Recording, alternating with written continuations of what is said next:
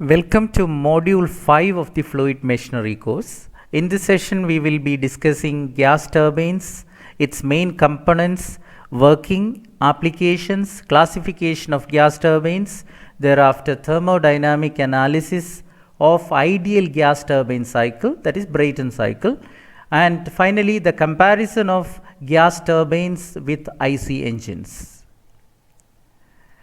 As we know, turbines are fluid machines which extract fluid power from flowing fluids and convert it into mechanical power. And in the turbine category, we can have water turbines, wind turbines, steam turbines and gas turbines. As the name implies, water turbine or hydraulic turbines are fluid machines which extract energy from flowing water. We have already covered hydraulic turbines in the module 1 and module 2 of the course. Wind turbines, as the name implies, it extracts energy from the flowing wind and convert it into mechanical power. Steam turbines and gas turbines basically converts thermal energy into mechanical power. In steam turbines, the flowing steam, high pressure, high temperature steam, which is generated in a boiler and that is passed on to the turbine, where that high pressure, high temperature steam is expanded to produce mechanical work. And in gas turbines, we use thermal energy of the gas and convert it into mechanical power. Basically, gas turbine converts thermal energy or intermolecular energy of the flowing fluid into mechanical energy. It is a rotary type of heat engine, since heat energy is converted into mechanical energy just like IC engines. In gas turbines, what we require is high pressure, high temperature gas. That means high enthalpy gas. So, air is taken in and it is compressed to a higher pressure, and thereafter to that high pressure air, fuel is injected and is burnt in order to generate high temperature, high enthalpy gas. And the products of combustion generated inside the combustion chamber will be passed on to the specially designed turbine, where it undergoes expansion and mechanical power is produced. Nowadays, gas turbines find applications in aircraft engines and for power generation. The historical perspective of gas turbines. Gas turbines invented in 1930 by Frank Whittle. Currently, most of the aircrafts and ships make use of gas turbine engines. Gas turbines are used for power generation. In that case, it is called gas turbine power plant. The leading manufacturers of gas turbine engines and accessories include General Electric, Pratt & Whitney, Snecma, Rolls-Royce, Honeywell, Siemens, Westinghouse, Alstom. The main components of gas turbine engines, as you can see here, we have compressor and thereafter a combustion chamber or a combustor and turbine. Gas turbine engines, when used for aircraft applications, make use of centrifugal or axial flow compressors. Most of the large aircrafts make use of axial flow compressors rather than centrifugal type of compressors. Centrifugal, as you can see, the frontal area will be more, that will increase the pressure drag, and that is undesirable in the case of aircraft propulsion systems. And secondly, even if the air is taken in the axial direction from the front, the compressed air will be delivered in the radial direction. So therefore, additional ducting will be required to turn the flow into axial direction further. So small aircraft engines make use of centrifugal compressors, and most of the aircraft engines make use of axial flow compressors. here you have the aircraft engine that make use of axial flow compressor, and this is the combustion chamber. Here we have the turbine, and if it is a turbojet engine, we will be having a nozzle after the turbine where the exhaust from the turbine will be further expanded inside the nozzle, and the high velocity jet is ejected out, and that will exert a thrust on the system as a reaction, and that will take the system forward in the case of jet propulsion, that is in the case of turbojet engine. If it is a turboprop engine, the turbine power is utilized to drive a propeller, and if it is a turbofan engine, that make the combination of the jet as well as the fan. If you consider this diagram, and you can see the blades on the compressor rotor, and there are several stages. See, now the question is how many stages are required. For example, if the intake pressure of air is 1 bar, and the pressure which is required for the combustion after all the compression stages is 40, then that is pressure ratio is 40. And in an axial flow compressor, in one stage, the pressure ratio that you can achieve is around 1.15. So if you require to have a pressure ratio of 40 or 40 bar at the end of the compression, then the number of stages required will be more than 26. So as high as 25 to 27 stages you can have in an aircraft engine that demands a pressure ratio of 40. And how do you identify the compressor blade and turbine blades? We know that there will be blades on the compressor rotor as well as the turbine rotor. As you can see in this diagram, this compressor rotor will have blades which are slender, whereas we use thicker blades for the axial turbine. Classification of gas turbines now. Based on the cycle of operation, the gas turbines are classified into open cycle gas turbines, closed cycle gas turbines, and semi-closed type of gas turbines. This schematic diagram gives the idea about open cycle gas turbine. So here the cycle is not closed.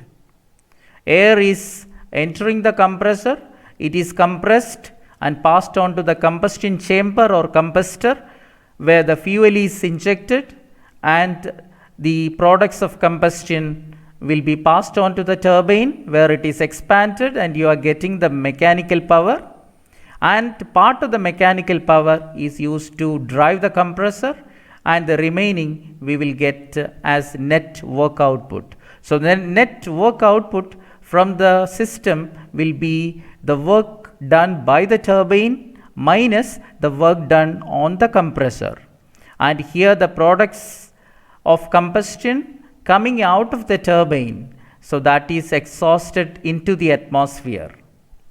So that's why it is the open cycle. In a closed cycle gas turbine, the products of combustion coming out of the turbine after expansion is passed on to a heat exchanger, where the heat is rejected to a cooling medium. Basically, this heat exchanger is a cooling chamber, and then it is passed on to the compressor for the cycle to repeat. Here the essential thing is the working substance, that is basically a gas, that will not undergo any phase change. Further, continuing with the classification of gas turbines, according to the cycle of operation, we have a third type of gas turbine, that is semi-closed cycle gas turbine. Semi-closed cycle, that is an improvement made in the open cycle gas turbine system, in which a large fraction of partially expanded gas is recirculated back into the entrance of an intermediate compression stage after cooling and mixing with sufficient fresh air to support the combustion process. And these are important because they have the potential for improving efficiency of the cycle, and they have reduced emission levels, especially in distributed generation or transportation applications. Now the second classification based on the combustion process. See, as we have discussed, the combustion of fuel in compressed air, so that takes place in the combustor or combustion chamber. That is basically a constant pressure heat addition in the case of conventional gas turbine cycle. So according to the combustion process, the gas turbines can be classified into constant pressure combustion gas turbine and constant volume combustion gas turbine. That means in the combustion chamber, that heat addition process, if it take place at constant pressure or isobaric conditions, then that is constant pressure combustion gas turbine. Theoretically, the constant pressure combustion gas turbine that operates on air standard Brayton cycle, that is considered to be the ideal gas turbine cycle, that is also called Joule cycle. So in Brayton cycle, the combustion takes place at constant pressure. In constant volume combustion gas turbine, that is also known as explosive gas turbine, the heat addition process takes place at constant volume, that is at isochoric condition. Theoretically, such a turbine operates on Atkinson's power cycle. The basic difference between Atkinson's power cycle and Brayton cycle is that the heat addition in a Brayton cycle that takes place at constant pressure, that is isobaric process, whereas the heat addition in Atkinson's power cycle is a constant volume or isochoric process. Now we will consider in detail the open cycle gas turbine system. So in open cycle, so we have in schematic diagram 3 different units: compressor, combustion chamber and turbine. So as we have explained earlier, the fresh air is taken in the compressor and it is compressed isentropically, that is reversibly and adiabatically, without any heat loss or heat exchange, and it is compressed to the required level.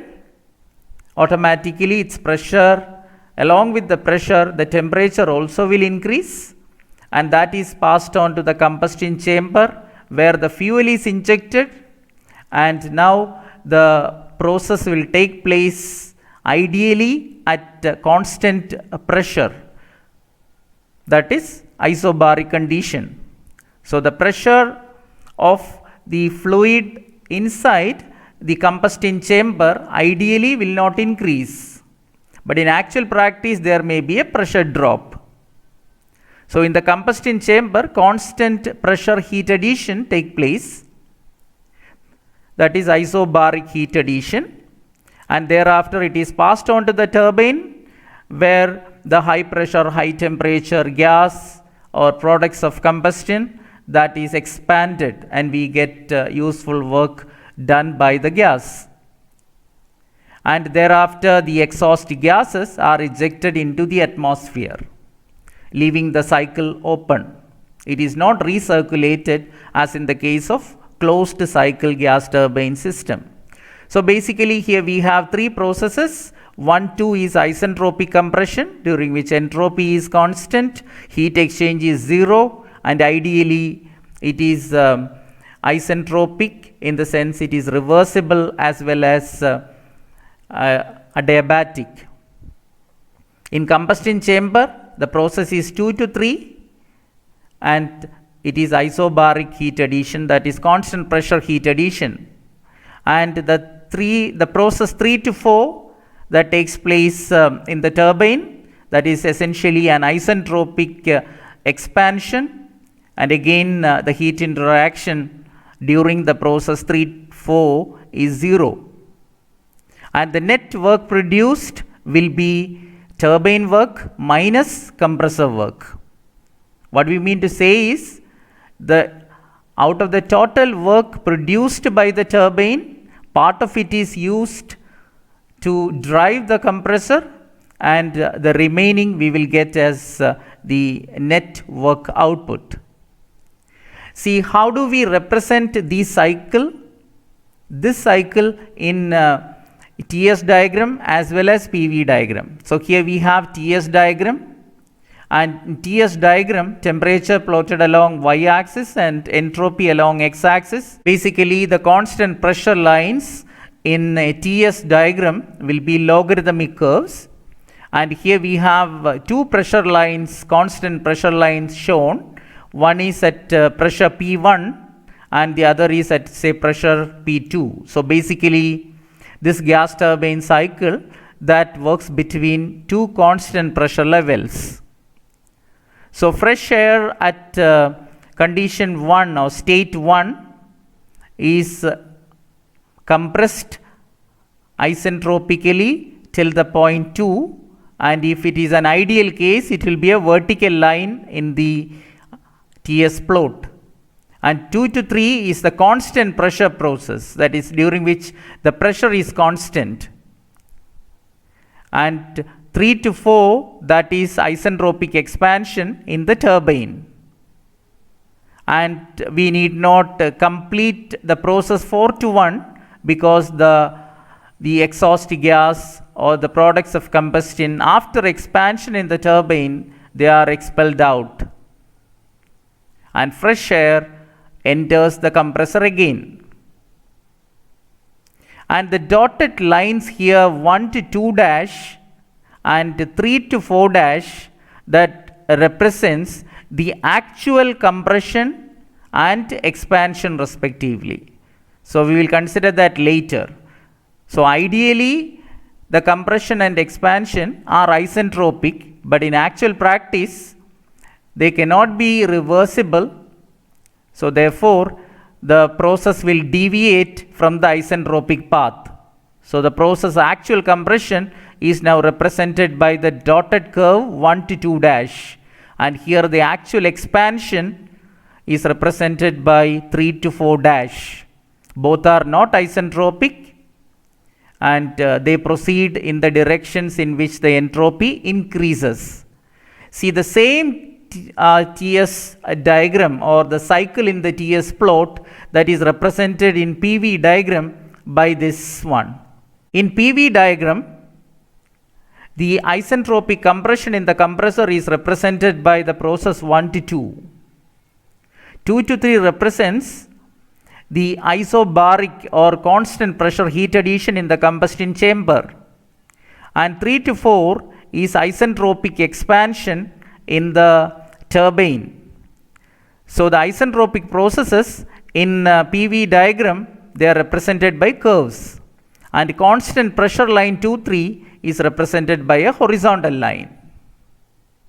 So please note here the constant pressure lines are curved, and important thing is these constant pressure lines are not parallel. Note that the constant pressure lines here in the TS plot are not parallel, they diverge from one another.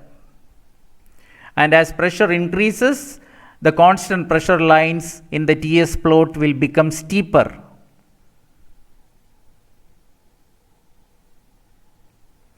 In the case of closed cycle gas turbines, which essentially operates on ideal Brayton cycle, in which air is the working fluid, and such a cycle is represented in PV diagram and TS diagram like this.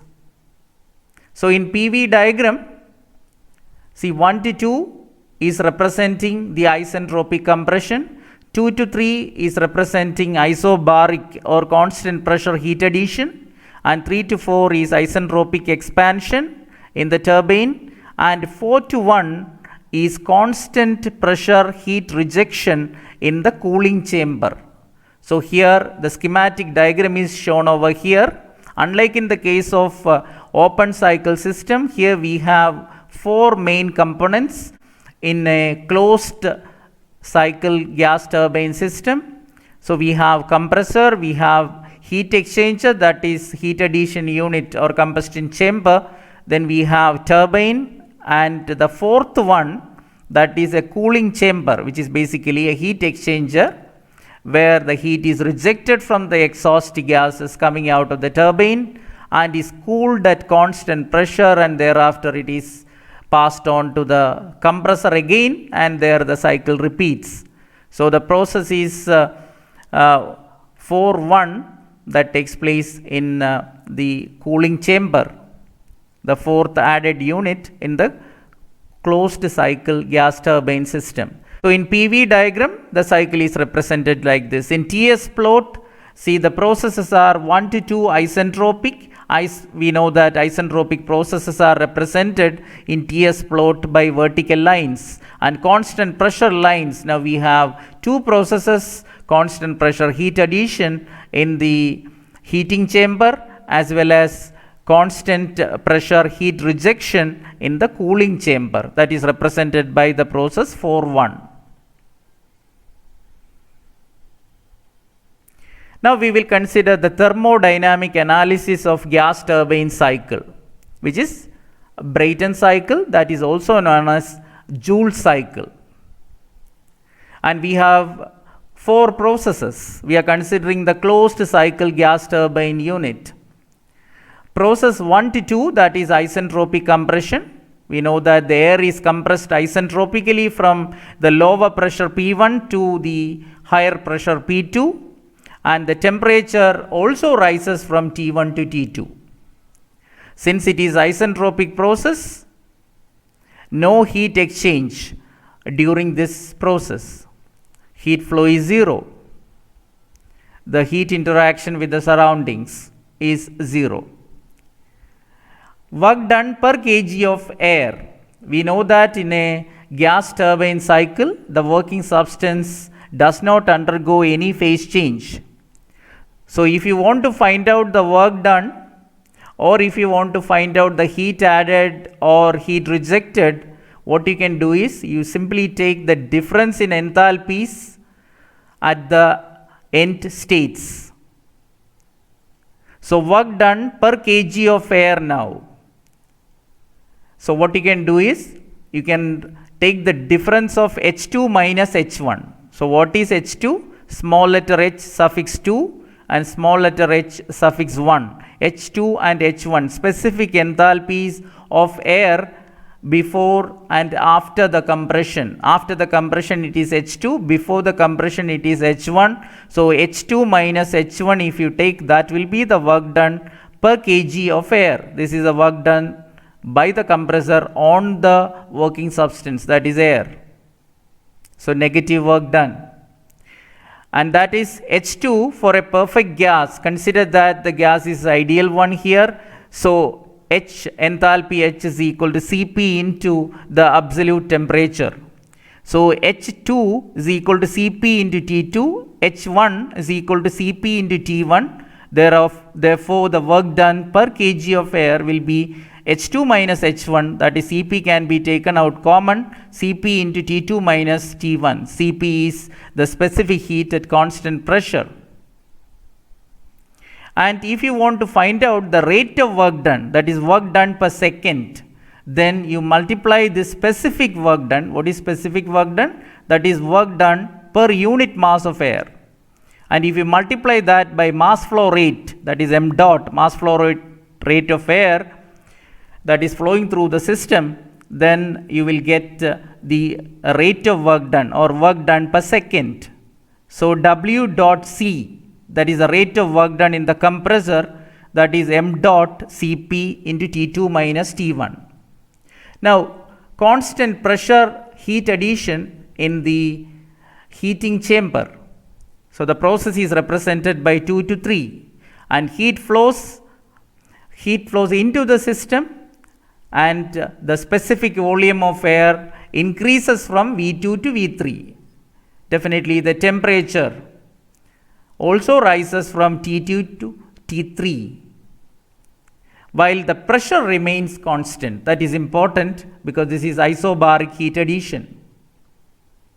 And again, heat supplied per kg of air, so you can find by taking the difference of specific enthalpies at state point 2 and state point 3. So that is H3 minus H2. So what you can do here is, during the constant pressure heat addition, H2 is the specific enthalpy at this point before heat addition, and after it is H3. So H3 minus H2 will be the difference in specific enthalpy. Of course, that is the heat added per unit mass of air. Consider that constant pressure heat addition, then the heat supplied per unit mass of air, that is per kg of air, will be simply small h3 minus h2, that is Cp into T3 minus T2, considering air as an ideal gas. Heat supplied per unit mass of air here is Cp into T3 minus T2, that is essentially H3 minus H2. And if you want to find out the heat supplied per second, that is the rate of heat flow into the system, so that will be m dot Cp into T3 minus T2, where m dot is the mass flow rate. And please note that the highest temperature in this system is T3 and the lowest temperature is T1. And regarding the pressure, P1 is equal to P4 and P2 is equal to P3. So basically it is a two pressure system or two pressure cycle. Now we consider the isentropic expansion in the turbine. Air is expanded isentropically from the pressure P3 to P4.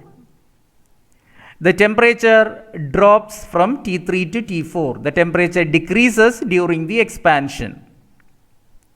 Specific volume increases. Please note that during isentropic expansion also, no heat exchange takes place, no heat interaction between the system and the surroundings. Here the work done per kg of air, it's very simple. The process is 3-4. Take simply the difference in specific enthalpies, that is H3 minus H4. Higher enthalpy minus the lower enthalpy. So work done per unit mass of air is Cp into T3 minus T4.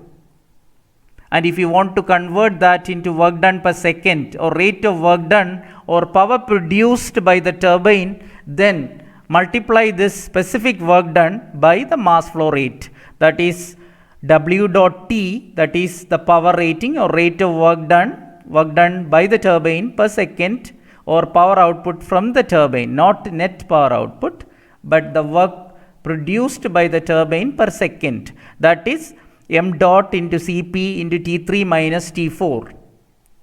Now if you consider the constant pressure heat rejection, that is the process is 4-1 that takes place in the cooling chamber, where the heat is rejected from the system and the specific volume decreases from V4 to V1, and the temperature also drops from T4 to T1.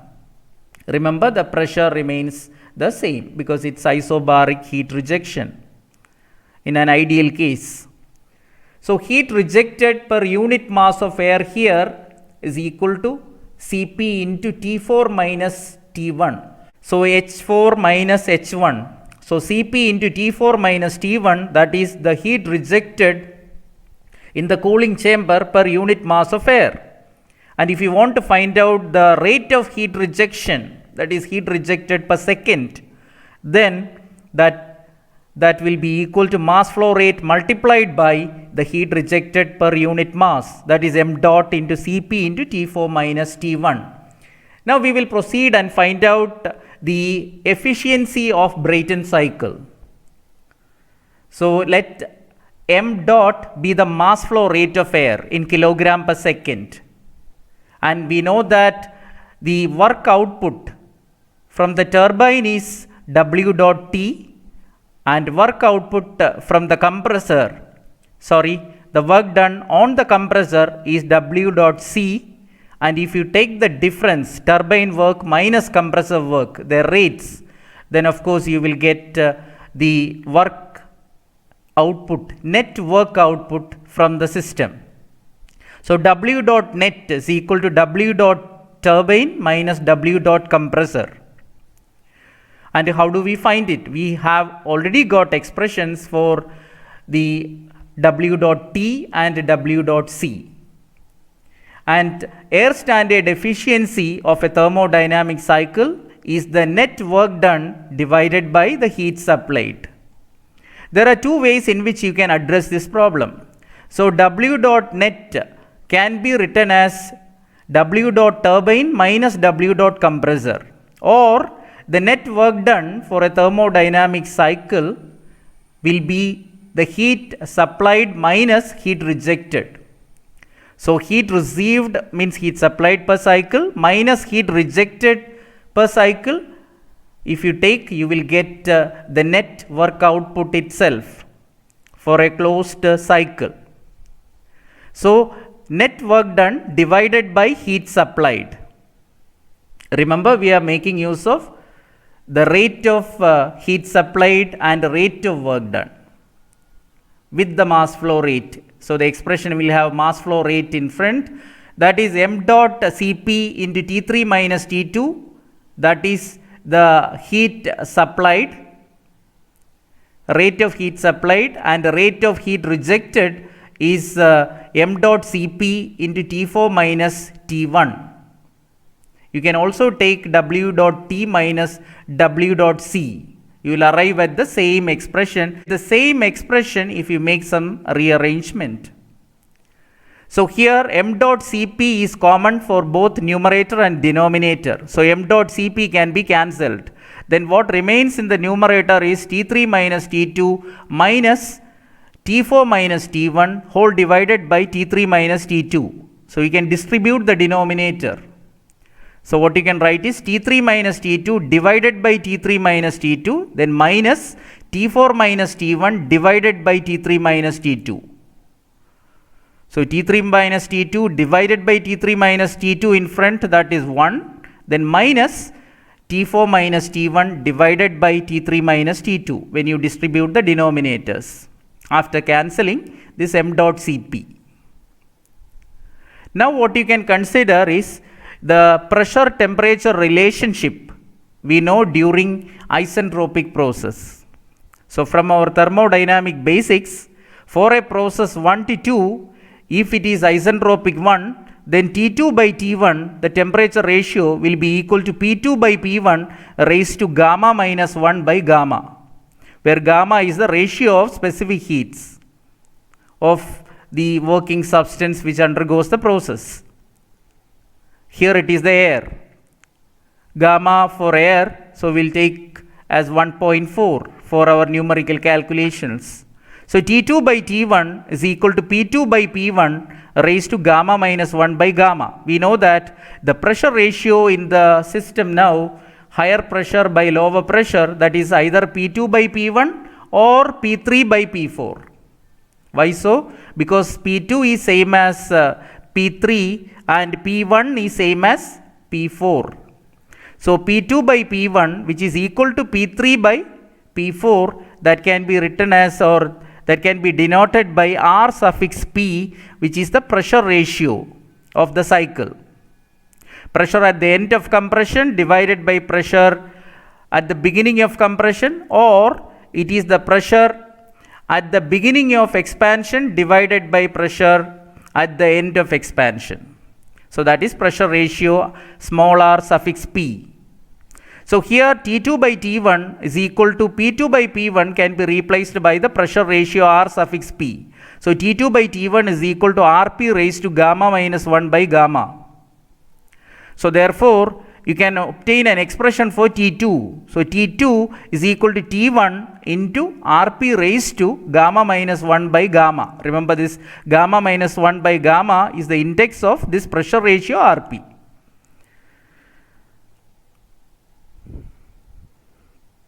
This is an important expression for the second temperature, that is, this is an important expression for the temperature at the end of compression that we require while solving numerical problems.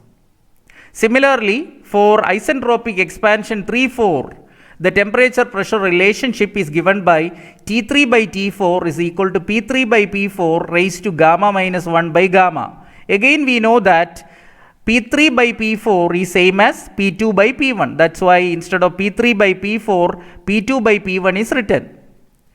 So therefore, T3 by T4 is equal to Rp raised to gamma minus 1 by gamma. So in short, T3 is equal to T4 into Rp raised to, that index is gamma minus 1 by gamma.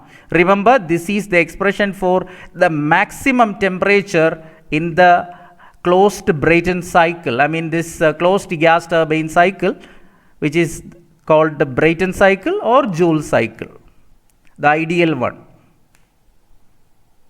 And when you substitute over here now in the expression for efficiency, see efficiency of Brayton cycle, that is air standard efficiency.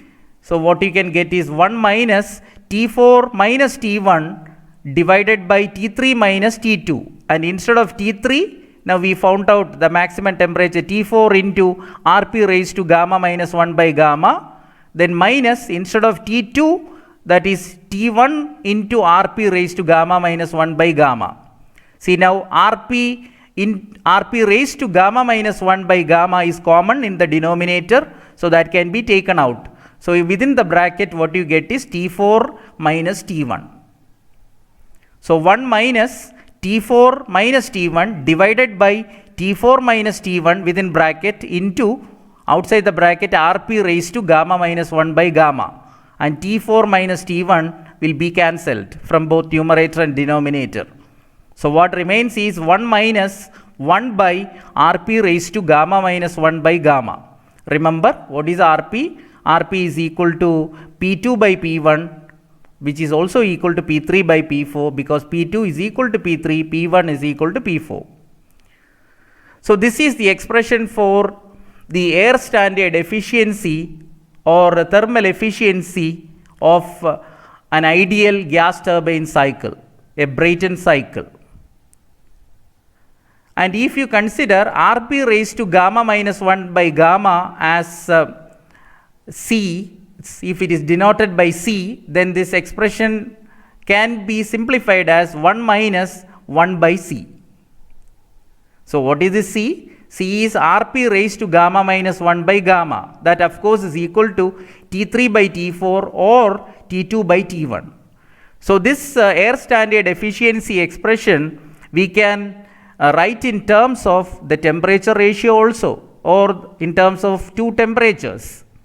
So what we can do is 1 minus 1 by C, and C is what? T3 by T4 or T2 by T1. So if you substitute T3 by T4 instead of C, so what you can get is eta thermal or efficiency of this Brayton cycle is 1 minus T4 by T3. That is, when you take it to the numerator, it will be reversed. So 1 minus T4 by T3. It can also be written as 1 minus 1 by, instead of C, you substitute T2 by T1. So if you regularize that expression, you will get thermal efficiency as 1 minus T1 by T2. So 1 minus T1 by T2 or 1 minus T4 by T3 or 1 minus 1 by C or 1 minus 1 by pressure ratio raised to gamma minus 1 by gamma. So these are the alternate forms of the air standard efficiency of an ideal Brayton cycle. Now we will make a comparison of gas turbines and IC engines. We have already discussed the various components and processes in a gas turbine engine.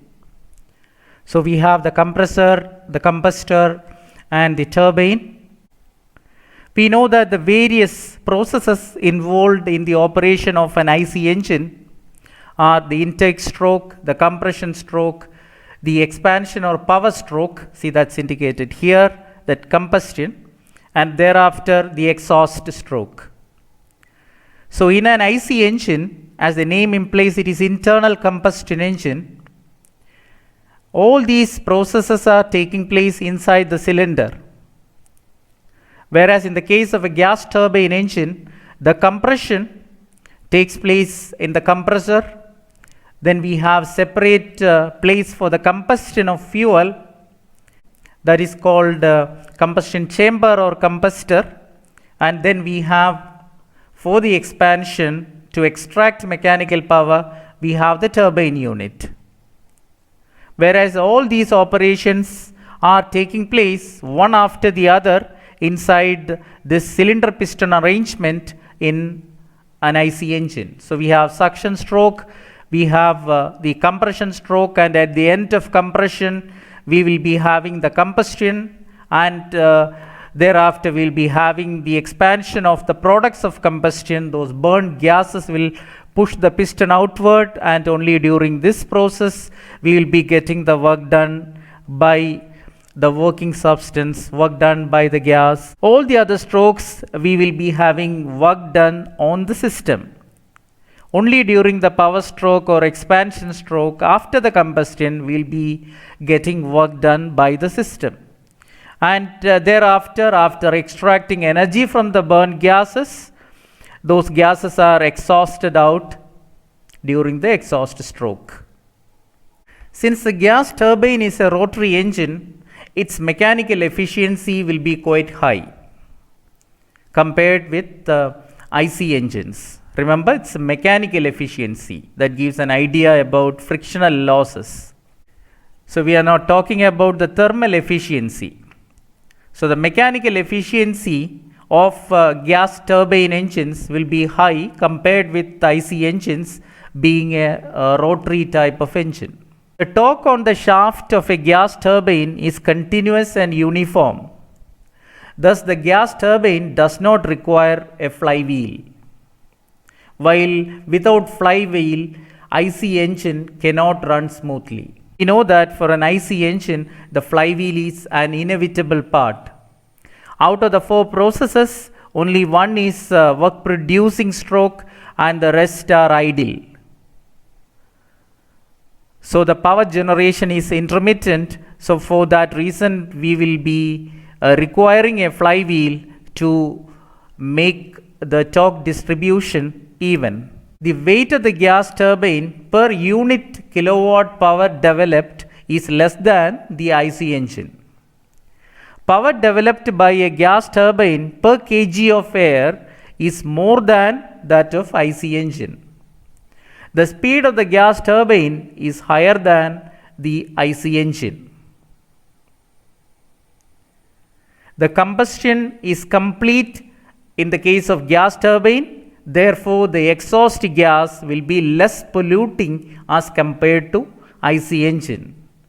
We are not talking about the volume of exhaust or the quantity of exhaust gases ejected, but we are talking about the pollutants level. So that will be less in the case of gas turbine compared with IC engines. In gas turbine, the ignition and lubrication systems are much simpler compared to IC engines. Due to higher power to weight ratio, the gas turbines are particularly suitable for aviation applications. In fact, the main consideration when you use an engine for aircraft application is the higher power to weight ratio, which of course is very high in the case of gas turbines. Now considering the demerits, the thermal efficiency of gas turbine power plant is lower, that is just 15 to 20%, as compared with IC engines, that is around 25 to 30%. See, this is regarding thermal efficiency. We are not talking about mechanical efficiency. We have already discussed the mechanical efficiency of gas turbine unit will be higher than that of IC engines, whereas the thermal efficiency of gas turbine engines is around 15 to 20% as against the thermal efficiency of IC engines. So IC engines we may get 25 to 30%. It is difficult to start a gas turbine as compared to an IC engine. The gas turbine blades require special cooling system. See, the temperature to which the gas turbine blades are exposed is very high, nearly the melting point of the material of the blade. So we require special cooling system for the gas turbine blades. The manufacturing of gas turbine blades is difficult and costly. For the same power output, the gas turbine produces exhaust gas approximately 5 times more than that of IC engine. Here we are referring to the quantity of exhaust gas coming out of the gas turbine. So that will be more than that of IC engine. But the pollutants level, or like unburnt hydrocarbons and all, will be less in the case of gas turbines exhaust. With this, I wind up this lecture. Have a happy learning experience. Thank you so much.